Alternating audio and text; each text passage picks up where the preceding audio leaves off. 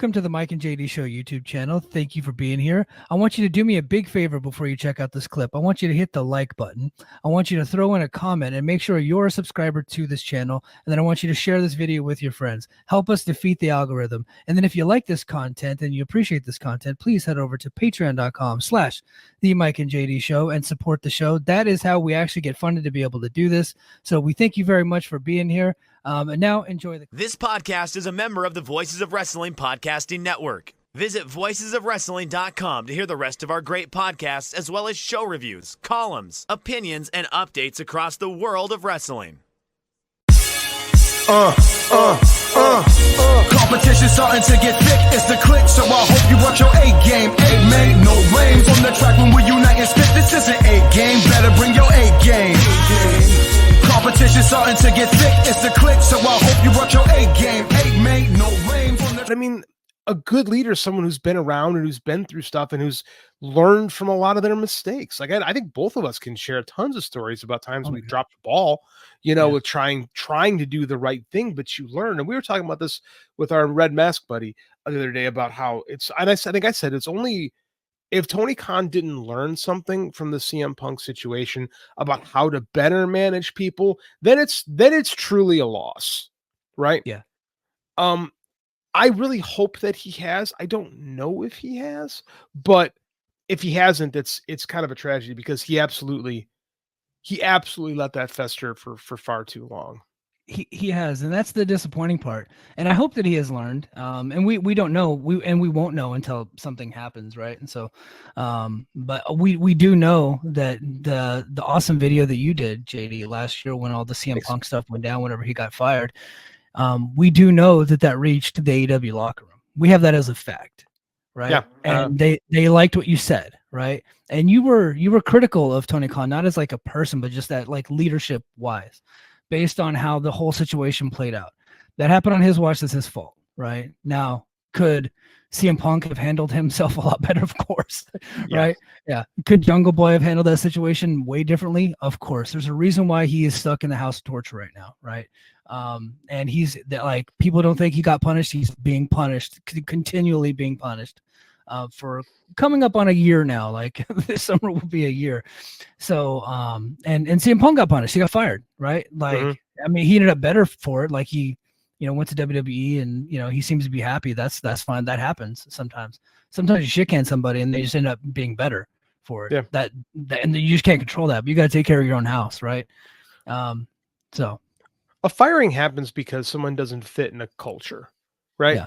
Like it's just, he didn't fit there as well as we all thought that he would, or that he probably should have.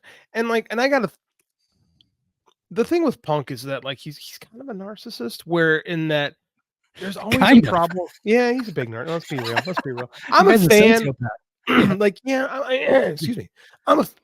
Pardon me. I'm a fan. So, I mean, like, it's hard to say this, but I mean, it's the truth. It's like, if everywhere you go, there's a problem.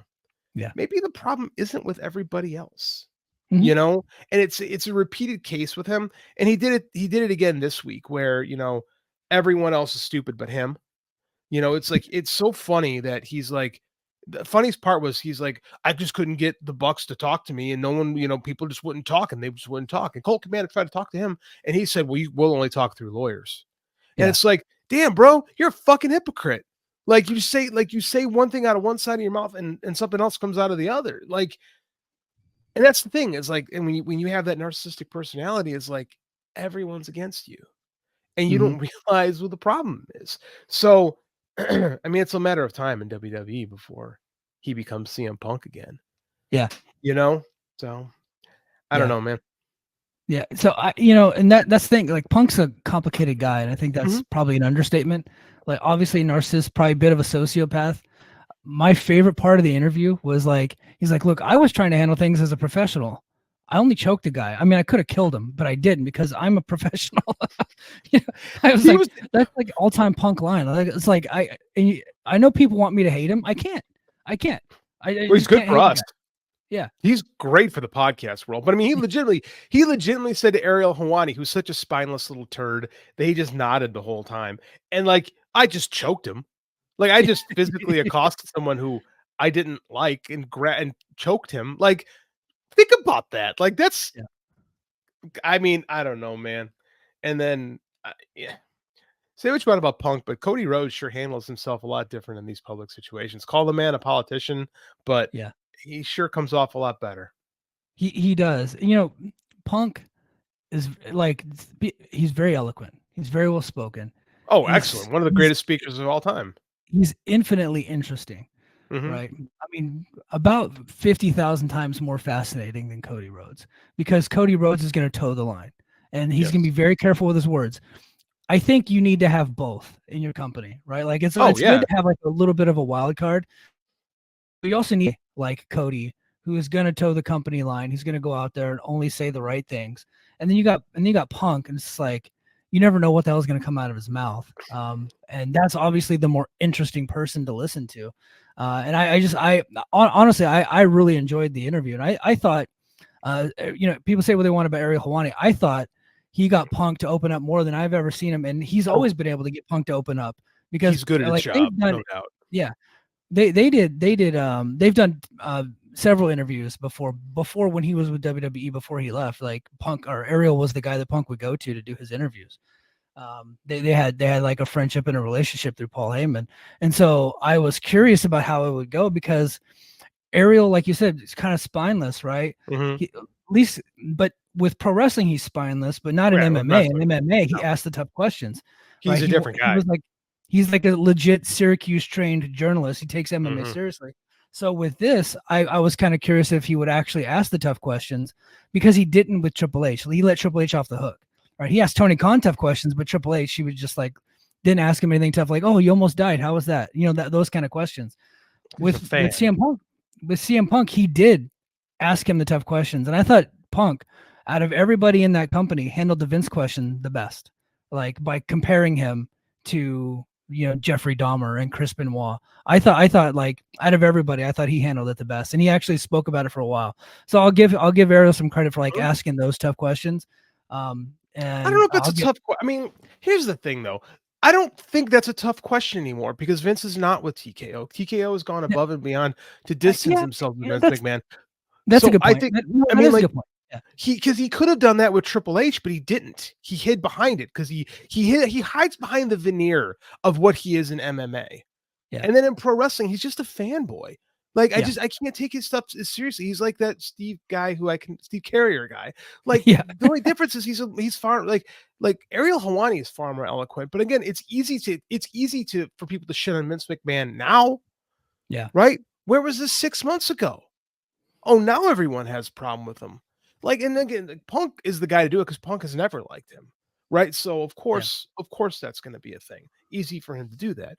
But again, I mean, like, where was that from Triple H? Where was that kind of guts all this time ago? Oh, now that the guy's gone, we can go out and do this. Like, fuck him, man. He is just such a WWE fanboy. Like, and he wears it on his sleeve.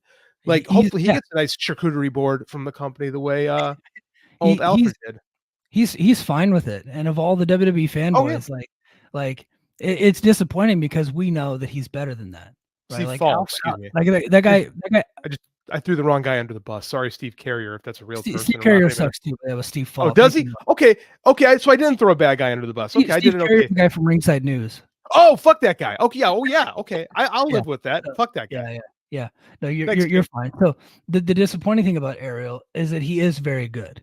Like in MMA, and I think I saw some of his NBA coverage, because I'll be honest, like I was a big fan of his for a long time, because of the way he covered MMA and the way he did his interviews. His interviews with Dana White back in the day, he was asking Dana White tough questions, and like Dana loved him so much that they kept bringing him to all the things. But then one day he decided to spoil the Brock news, which is what a journalist does, right? Yeah. Like there's a big fight, like Brock Lesnar's returning to the UFC for UFC 200.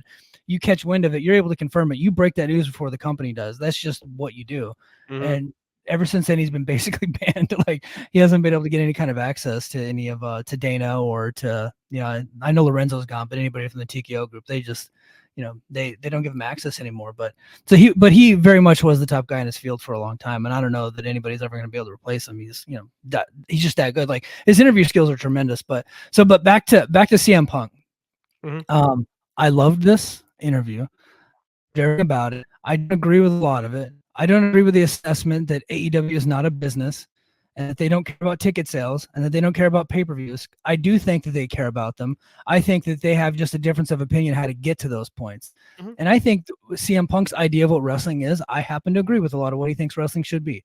I think that if I were to, like, if you're asking me who would I rather hang out with, like the Young Bucks or CM Punk, I'm a bit cantankerous.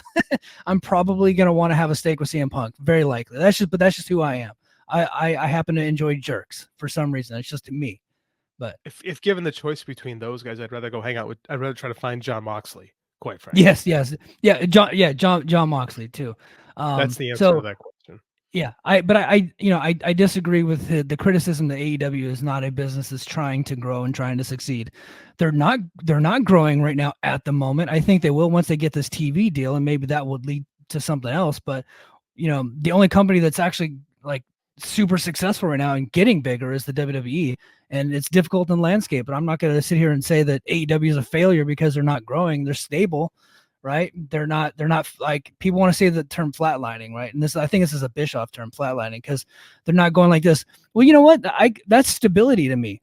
Yeah. Like that is, especially with the decline in in cable homes and all those things, like it's stability. They're the number 3 show in cable television for entertainment. They're number 3. Raw is 1, Vanderpump is 2, they're 3. Well, how is that a failure? And it's funny that Bischoff would see stability as a failure because he knows nothing but crap, but spikes and crashes. A lot more crashes, quite frankly. Like, and it just, I get so tired of the narrative that it's a failure. Like, businesses have ups and downs. And like what Dave's always said, when number 1 is hot, it's hard to be number 2. Right. Yeah. And I do think they had some creative fumbles last year that have hurt them. But I mean, I said they had 2 recent Dynamites for over 10, were like 10,000 people apiece in both Boston and in Toronto. They had a really good crowd last night or 2 nights ago. Right. Like, they're doing okay. It's not phenomenal, but I mean, like, it's not like, dude, we lived through WCW. Yeah. Like, we're not talking about, like, I'm not talking about dying days WCW. You should watch like 1991 WCW. Like, there's some bad crowds there. There's some bad crowds in Eric Bischoff led WCW.